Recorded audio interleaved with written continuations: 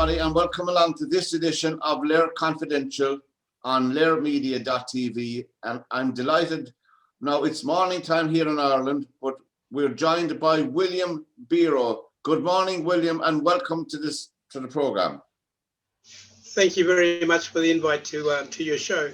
You're very welcome. Now, William, you tell us a bit about yourself. You were born on what we call, for people, you might tell us where it is, Maury Island. Yeah, my family is from Murray Island. I was born on Thursday Island, which is the Torres Straits, which is off the coast of Queensland. So it is still part of Queensland, but we're in the islands, the tropical islands. Where Murray Island sits, it's on the Coral Sea of the seas around the area of the Torres Straits. And I come from the tribe of Comet, which is the largest tribe. Yeah, which is the largest tribe of Murray Island, and Murray Island people are known as Miriam LiR. L-E. Would there be many people living there today now on Maury Island? Population sort of, depending on work, a lot of us left because of work. And I've been down south here in Townsville for the last couple of years getting stuff ready for court. But back home, the population fluctuates between 300 to 400 people. Right. No more than that, because majority of the people have left and come down south for work to the mainland. I understand. And what was it like for you now, William, growing up on the island? What was life like? Was it hard or challenging? It was, but though it was the elders. I think most of all that I miss is the elders that were around me. Right. The grandparents and the uncles and the aunties that was there. Yeah. They taught us so much, and so much discipline as well. Grew up in a very strict Christian family. So, and then down south here, and the same thing as well. The family sort of bonded together, and you could pretty much say I was raised by the whole village. So that's where a lot of my attitude is, bits and pieces of pretty much all the families from Murray Island. And how important, or is it important in your life, your religion, your belief? Yes, it is. Yes, it is. Because, well, my grandfather was an LMS missionary, London Society missionary. All right. So my whole family has grown up in that Christianity movement as well. So, and whereas my ancestry, we were pretty strict in regards to a deity that we used to serve, which was Malo Bomai, which is a deity, and we used to do human sacrifices and stuff like that. And it was my ancestry through my paternal side that sort of were the main enforcers of that. Oh, I see. So it's a completely different change from becoming from a headhunter to now a preacher. Well, I don't think you could practice much of that today, you know. But yeah. But it is important for you, William, your faith, and I suppose it is important for everybody here. We have a dual nature anyway. We've both made up the physical body and the spiritual side of ourselves, I suppose, for the want of a better scripture. Yes. And it keeps us. I suppose that's the one thing that we have. It gives us great hope for the future as well, you know, when we're down and when we're challenged. But did you move around? Tell me something. I have to ask you the obvious question. What about discrimination and attitudes towards you and the indigenous people in Australia, as in Australian society today? Well, I think it's still here. It's still here. It is a problem, but I think the last 3 years, I'd say, there's a bit of a change. Now, since I came on, I've never been on social media before, Right. And when I came on media, on social media, on Facebook, I sort of started educating friends. So, and saying, you know, that's not very nice, or this and that, and trying to find a balance. But with my old people, they came through the time of the Aboriginal protectors where they had no rights at all. Everything was taken away, the land, everything that we owned, it was all by government control. That included, you know, I couldn't get over when we had a look at it. I really did some research into it, and my ancestors were paying land tax on grass houses. Go You know, away. that's how bad that the government was. And the old people, they had their own houses, but Yes. they were still paying a land tax on their own land. And that is so wrong. And that's happened everywhere, right around the world. And we're all trying to find some justice because of that. And But now, with the red tape that's around now, it's still there, the discrimination, but it's mainly with the government. That's what we're fighting against at the moment. I see. And tell me, is there in your national parliament in Australia, is there much representation from the indigenous people in that parliament? There is three or four that I know of. Right. There's four in the national parliament, and the actual indigenous minister at the moment is an absolute mess. He does not know what he's doing. He's enforcing their ideas or what the government's wanting us to do, and he's enforcing that. But and we're totally against him. We're fighting against him, and it's just a matter of time. We'll have him rejected from the parliament. And I must say, William, you're a very good. I've been reading up bits and pieces on you. You're that I can find. You're a very good example of speaking up for the indigenous people and for your own people and for advocating. Now, you have, when you mentioned there at the top of the program about taking some cases, what did that entail in some of those? Did it obviously to require a lot of time and research and all of that? How much help did you get? Or was it a lone furrow you were plowing? Yeah, well, at the moment, I'm trying to build unity within the Australian, all the Aussies, and like I was quite surprised when I got on social media and everybody wanted to become a friend because they've heard of what I've been doing, and so you know, what I'm working at the moment is bringing that unity together, because that's the only way that we can find justice is to actually have that unity.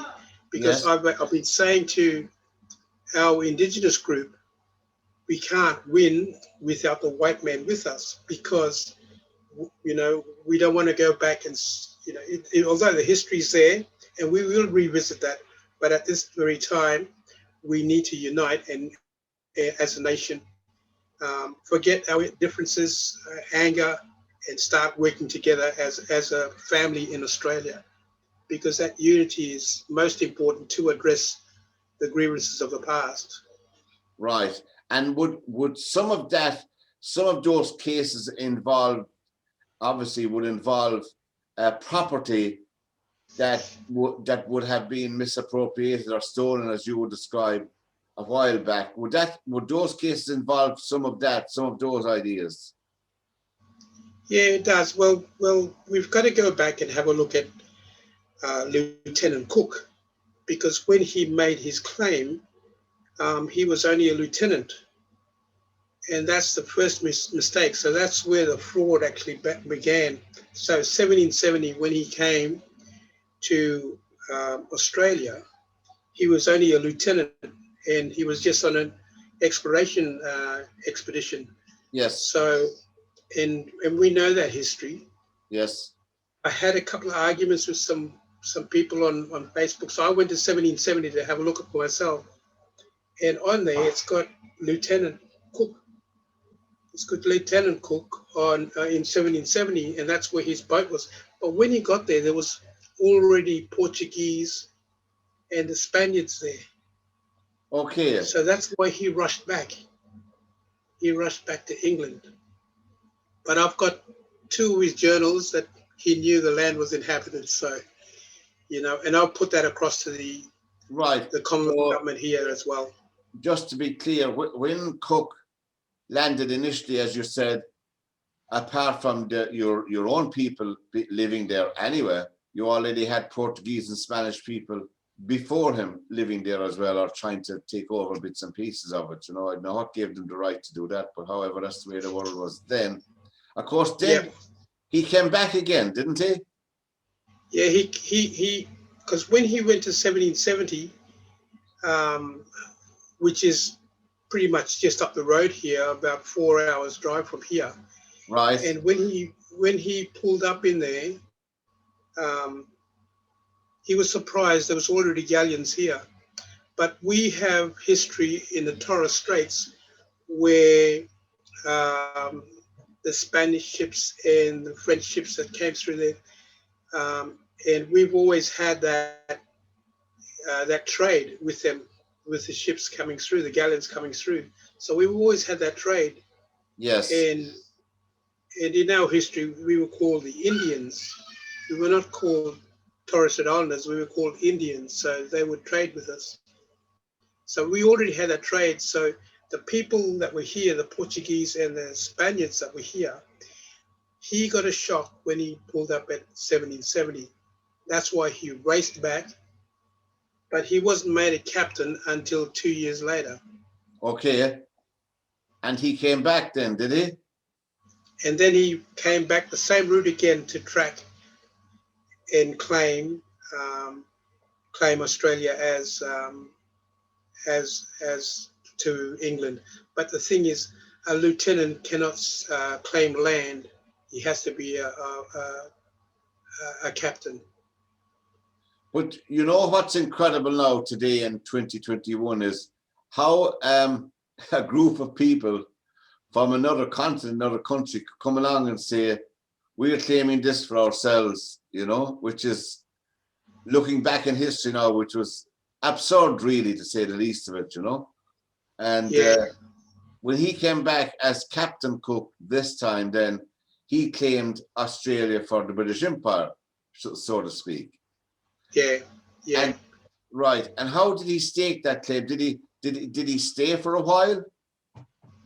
No, it was just pretty much a breezer. He just followed the same route.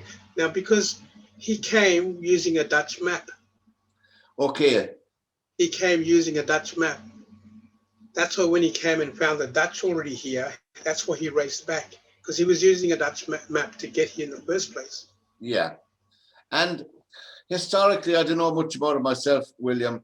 How did the Portuguese and the Spanish treat your people when they... I think, well, it wasn't so much for... Well, I know from Murray Island, we have helmets and everything there on the side of the island. So that was from shipwrecks. That was also from war parties that greeted the galleons as well. Right. And boarded them. That was my ancestors that did that. And that's throughout Torres Straits, we're seagoing people and wharf-faring people. So, and any boats that intruded our space, the canoes would go out and actually board those ships. I see. And today in Australia, generally speaking, what would be the population of the indigenous people now in Australia today, roughly speaking? Do you know? I looked at it a while back. I've got the statistics here with me, but I couldn't really say. But there would be a few million of us, not as many as we'd like, but there's, well, for Torres Straits, I know for Torres Straits, it's about 55,000 of us. Well, that's a sizable number, all right, And yeah, then, that's the, and the Aboriginal tribes as well. They're a little bit over 100,000, maybe 200,000 or something. Right. And so yeah. And do many of the indigenous people now, do they live in the big cities, or are they scattered around the place? Yes, we're scattered right around the world now. Yeah. Many have gone and worked overseas, Right. but the majority are now living in the cities. Right. Now living in the cities. So, but So everybody sort of looks back to going back to country. We always say going back to home and visiting home just to have, catch up with family as well as the elders. it's a bit like the Native Americans, the Native American Indians in the United States. I was speaking to one of them recently. They're becoming more conscious of their heritage and more conscious of their belief systems and more conscious of their culture, if you want. And how do you find that? Is that frustrating at times? I mean, the culture of the indigenous people of Australia has been very rich and beautiful, and so on. Our culture. Yeah, our culture here is pretty strong still. Very strong, especially I know for Torres Straits, we are very strong culturally. We still hold a lot of our traditions, Yeah. and we exercise them. And here on the mainland, the Aboriginal people, well, the majority of them have lost their actual language, but we haven't in Torres Straits. Okay. So they've actually lost their language, most of them. And Most of the tribe. is it the one dialect, the one language you speak? No, there's about 500 different dialects here. Oh, because Yeah, there's 5 different dialects. So it would vary. Sorry? So it would vary from tribe to tribe, would it? Yes, it does, and it's from tribe to tribe, and it's also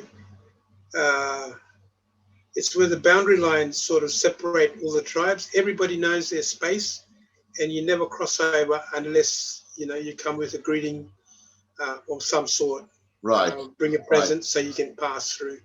And do you have like say in Ireland we have our national day, St. Patrick's Day and all that, we go green and all that. Do you have a one particular day in the year where the indigenous people celebrate, or is it depending on the tribe? No, we don't, because we've been trying to push that to have our own separate day where we're looking at June 3, which is when I don't know if you guys know the history, but Uncle Koiki Mabo, he won a landmark case for all the indigenous, well, especially for Murray Island, but it broke everything up internationally, became international news, and all the other indigenous tribes are using Uncle Eddie Mabo's case now and putting their cases across and reclaiming their land. And what was that victory about? What was it about? Land, was it, and property? Yeah, that was about Murray Island, and we took the state of Queensland government on and actually beat them. 10 years of court, and in 1992 we won it. So from 1982 he started the case. 1992 he won the case.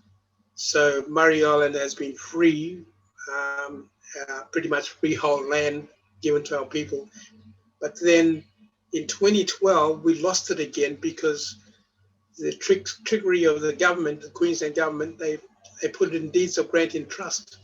So the deeds of grant in trust, the land, they put a governing body on behalf of the people. Yes. And they signed it back to the state government. Oh my goodness! So it's like having your victory taken away, and you have to really start all over again. Yes, really start all over again. Yeah, that's starting terrible. all over again. That's terrible altogether. That outcome. Yeah. I mean, that's terrible. And now, William, you advocate all. Of course, you must. Are you used to? Of course, you never get used to going in and out of court. But when you go in, how do you find the system when you get into advocate? When you get into the legal system? That's what I'm talking about, really. Well, the legal system, we know it's corrupt to the core. The politicians, the legal system, it's corrupt. It's all cabal, and it's very hard. Now, when I went to court, they didn't like me at all when I put my affidavit in for court, because I knew too much, because I've got all the corruption of Australia, the Australian government, the states, as well as the federal government, right, the Commonwealth government. So I've actually got all of that, including their registrations on the United Nations, United States Securities and Exchange Commission. So I've got all of that information. Now they don't want me in the court, will allow me in a court because I know too much. But I've found another way. Found another way, and I am breaking them individually, the departments, outside of going into court. And everything's in common law, so I'm actually kicking goals here. And Australia itself, of course, the laws probably would differentiate slightly from state to state, would it? Yeah. From state to state, it's all different, but the thing is that all corporations, the state of Queensland's a corporation, New South Wales, Northern Territory, all the states are corporations, and even the Commonwealth as well. It's a different state. So it's no longer Commonwealth of Australia, it's now Australian government. So even the name's changed as well. So it's no longer Commonwealth of Australia. And do they have written constitutions? Yes, we do have constitutions there, and that's where not only myself but other Australians are working together because we want to reinstate that constitution. I see. Because since 1973, since Prime Minister Gough Whitlam, Malcolm Fraser, Gough Whitlam, they got rid of the Commonwealth of Australia and put in the Australian government, and Bob Hawke, pretty much Prime Minister Bob Hawke, pretty much. I remember him, yeah, Bob Hawke. Yeah. So that pretty much sealed everything. So, and ever since then, we've been not too many people knew about it, and then we started waking up and finding all about it, and trying to push now to get back the Constitution of 1901. This is LiR Confidential on LiRmedia.tv, and our usual email info@lirmedia.tv. And I'm delighted us this morning to have William Bero all the way from Australia with us. Now, William, the challenge for you, obviously these things, you cannot operate these advocacy and going in and out of court without some funding, without some kind of fundraising. As you well know, I don't have to tell you, and once you get into court, everything costs a heck of a lot of money, Yeah. How do you raise finances, funds for yourself, Well, I don't raise any money at all. It's just where my family supports me. Oh, I see. Yeah, just my immediate family supports me. So my children and I forgot to ask you, how many children do you have? I have 10, 7 boys. Well, I shouldn't be laughing, but I come from a family of 9 myself, so you're one up, but 10. And tell me, and how many boys and girls have you? I have 7 boys and 3 girls. My goodness me, 10 children. I'm just trying to get, I have 3 myself, but that's enough. But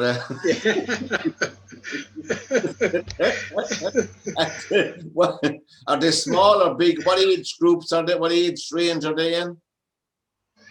Sorry? What age? The ages? Yeah. The eldest is 30. The eldest is 30, and the youngest is 14. Oh well, they're well able to stand on their own 2 feet. That's good. 14 to 30. Yeah.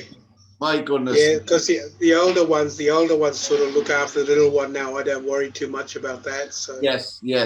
So that would allow you obviously to do your work then, because it's like the old system when I was growing up. The small ones were looked after by the big ones, or if not, you had your grandparents just down beside you, and it was a much better system of living at the time, where everything now is very impersonal. People are isolated, and they're left under. Oh, by the way, I have to ask you, what about this coronavirus? How is that affecting your situation or moving around? Well, in the communities back home in the islands, it's a bit of we're trying to educate people not to get the vaccine, and because they've actually put a directive out that they're going to target all the communities, so which is what we don't want.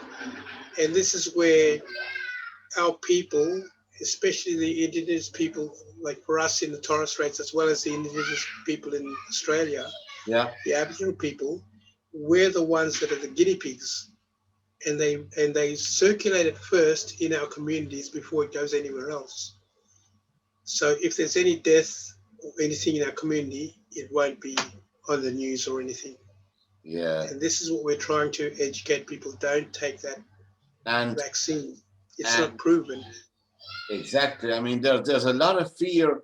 There's a lot of apprehension about the vaccine in general, anyway, not alone in your community, but right across the world, where you and I are in the world long enough to know that vaccines take a long time to come to the marketplace, come to be accepted, you know, long, many years of trials. This one seems to be miraculously rushed, in my opinion, you know. Yeah. My dad is 90 years of age, you know.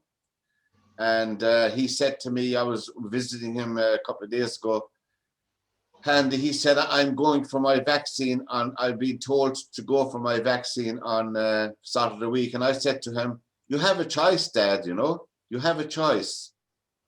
You have a choice whether you want to take it or not. I wasn't telling him either to take it or not to get it, but I said, think about it. Just inform yourself and think about it, you know, even at this late stage of his life, you know. But anyway, I think people should be educated and educate themselves about anything that you're putting into your system, you know. It's you know, it could, but your own community, the indigenous people in Australia, have some of them taken the vaccine already, do you know? I really do not know. Yeah. I do not know what's happened in the community. But in so your own I've been trying to ask. Sorry? But in your own case, William, you won't be taking it, will you? No, I've told my whole family down south here, nobody takes that vaccine at all. Nobody. Right. But I'm a bit concerned in the community because they've been brainwashed into that welfare system of the government. And if the government tells them this is good for you, they will follow the government for that. So that's where there has to be a change in attitude in that. So I think there's enough of the young people that are bright enough to tell their elders not to take the vaccine. I know. But it still happens because only a couple of years ago, our elders were getting sick and dying, and we didn't know what it was. And then when my aunt came back down south, and she went for her medical, and she was in her 80s then. And when she went to the doctors here in Townsville, now the doctor said, what tablet are you taking? When they had a look at the tablet was 10 years old. So the old stock sent to the communities. Oh, I have you. In medication. Yeah, that's what happened. So all the old stock in medications was sent to the communities, and now a lot of our old people died because of that. It was all medicine. That's terrible altogether. That's just terrible. And you know, you're not unique in that. There's a lot of that practice goes on, unfortunately, you know. And what about in the community as in general? Do you your children now, obviously, some of them are working, I presume, or some of them are trying to get jobs. But of course, there's nothing going now with COVID. Every place is closed. I mean, it must be shocking. It must be a shock to the system to try and get by on a daily basis, William. Yeah, I think I'm pretty blessed here with my family because all of my children work. All of my children work. It's just the young fellas still at school. So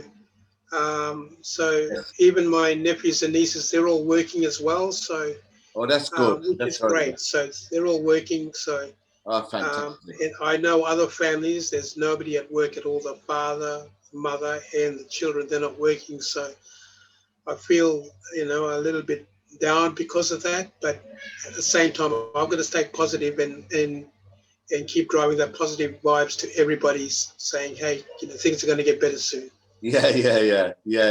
You you look very young to me anyway, you know. You look a very young man, even a father of 10, fair play to you, you know. What's Thank you. they keep you alive and alert, Yeah. and then you're waiting Yeah. for the next generation to come alive. William, but tell me now, what's the next step for you? Are you still pursuing this?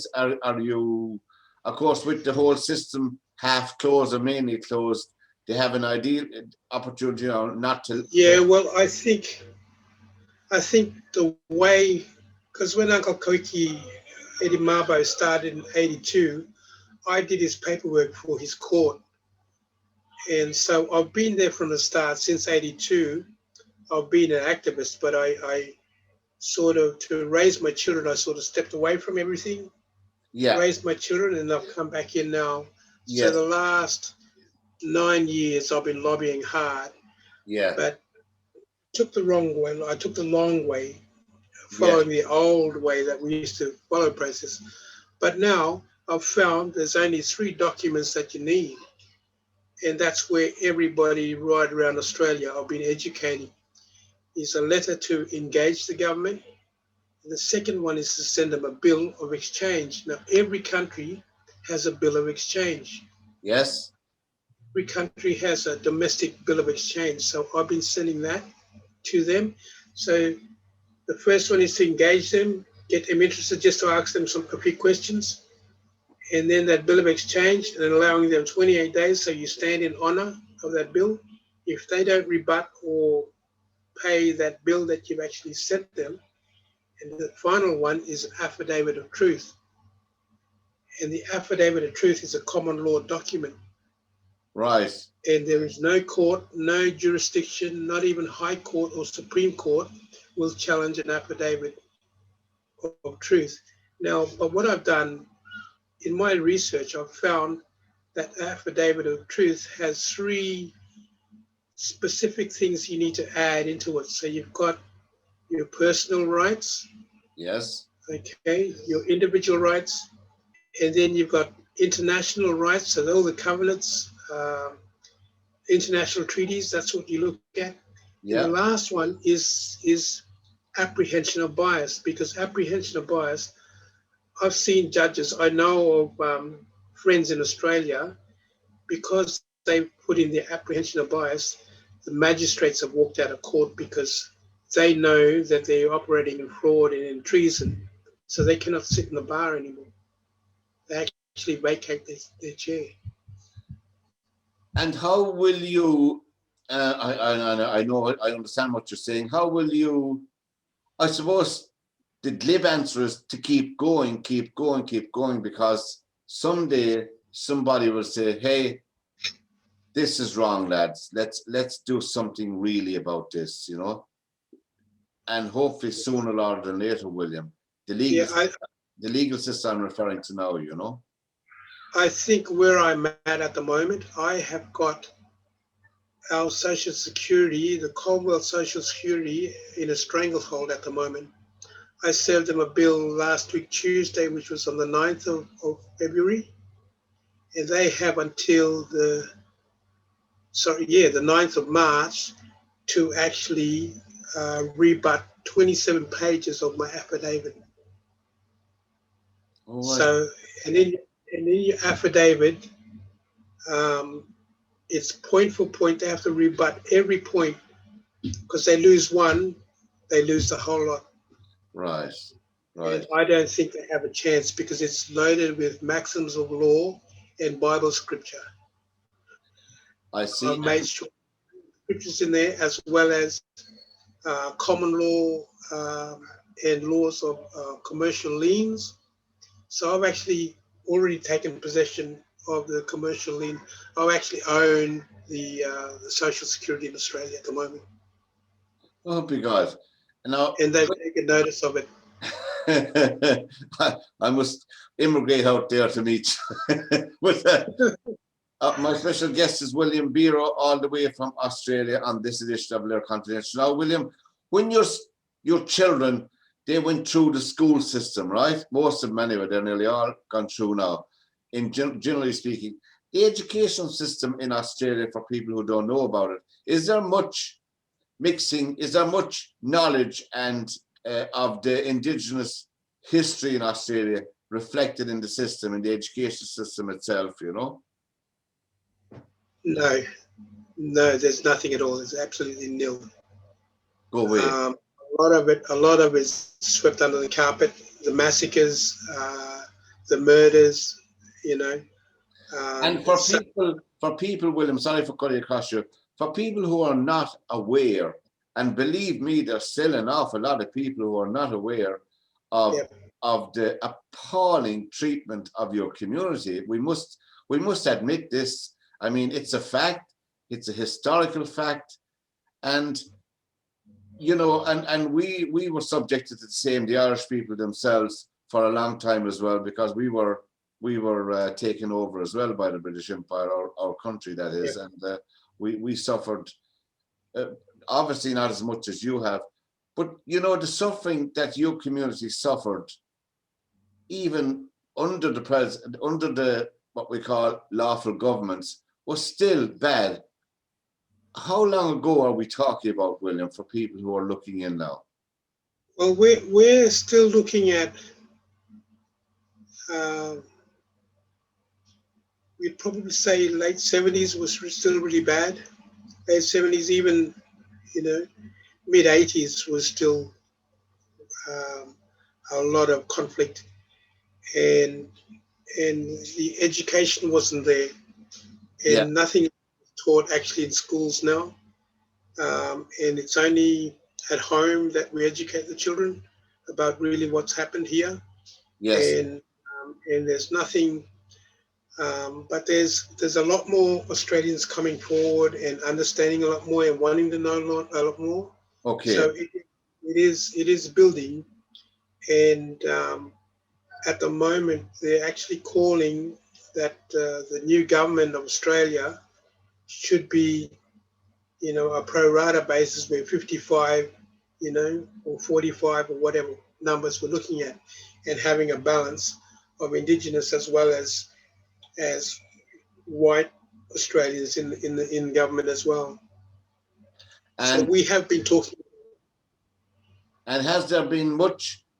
Would there be, on a regular basis, would there be much discussion now on your local radio and television about the Indigenous people, about the history now? Would there be many talk programs that would be speaking about it? No, nothing. We only have one dedicated TV channel here. NITV, they're the only ones that sort of put out a lot of Indigenous information and news and programs. Okay. But otherwise, the mainstream media have nothing at all. Goodness me. I don't know. I mean, you come across as a fantastic. Obviously, I'm still thinking of the 10 children behind you. And then when I think of that, I didn't realize you had that many. And fantastic. And then, of course, when you mix that responsibility in with what you're trying to do, I mean, do you get any time to sleep and rest? What do you like to do in your day off apart from this wonderful work you're doing? Well, I usually have a break by going fishing. That's my best. Oh, hobby. Good. I go fishing. So myself and the children, we go out. We have a weekend of it, and I'm in the water with my grandchildren, so my granddaughters. So we're always having a swim. So oh well, dear. Just to relax. Yeah. You know. Fishing. We have a party on the beach. Yeah. And then we come home. So, and usually that really tires me out. So, fishing but is otherwise, the older boys, I'm so grateful for them because they just do everything for me now. I hardly do anything at all. Not even the lawn. I don't even do the lawn. So, they come over and do the lawn for me. Well, I mean, which is great. Look, you've served your time. Now it's their turn. You know, it's their turn to take over. It's their turn, you know. But that's fantastic, William. I mean, before we finish, I mean, we'll have to keep on touch anyway, William, you know, now that we've spoken and broken the ice, and keep us updated. And you have our email. We have your email. Keep us updated of any events or cases that you have coming up or maybe coming up. And we'll certainly promote, we'll certainly publicize it for you anyway. We'd be more than happy to do it, you know. And it was my friend Joe O'Toole told me about you, you know, initially. Joe is on social media. He said, Pat, Yeah. you'll have to talk to this man. You'll have to talk to this man. I said, William, I want to wish you sincerely all the best in your work and good health to you and all your family and extended family. And it has been an absolute pleasure to speak to you this morning and this evening in your time. And we will catch up again in a few weeks' time, William. And thanks for joining us here on LiR Media and LiR Confidential. Thank you, William, and the very best of good health for the future and success. Yeah, God bless. God bless.